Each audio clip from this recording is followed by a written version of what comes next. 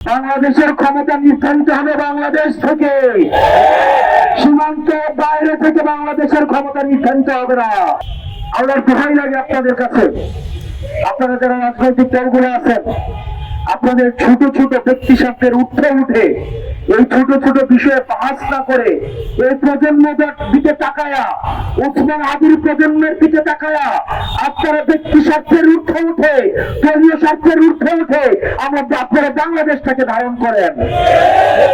আমরা কিন্তু জানি কারা কারা ইন্ডিয়ান সেটেলমেন্টে এসে ক্ষমতায় যাইতে চায়, কারা কারা আমেরিকাকে মেনটেন করে, চীনকে মেনটেন করে।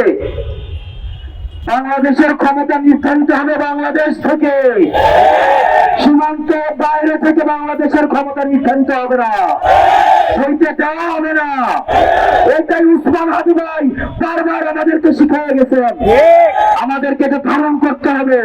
এবং উনি যে শহীদের মৃত্যু, যে গ্লোরিয়াস মৃত্যুর আকাঙ্ক্ষা উনি ধারণ করেছে, এটা আমাদের সবাইকে ধারণ করতে হবে।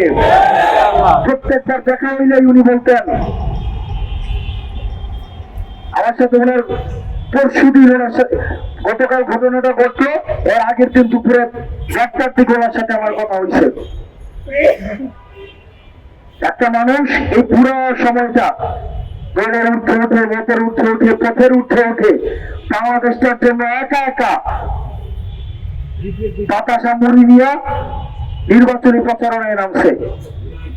শত শত কোটি টাকা নিয়ে মানুষ নির্বাচনী প্রচারণায় নামে, গাড়ির বহর, লুকের বহর, গুন্ডার বহর, অস্ত্রের বহর, বুলেটের বহর। সেই জায়গায় উসমান হাদি মানুষের মন জয় করেছে বাতাসা এবং মুড়ি নিয়ে।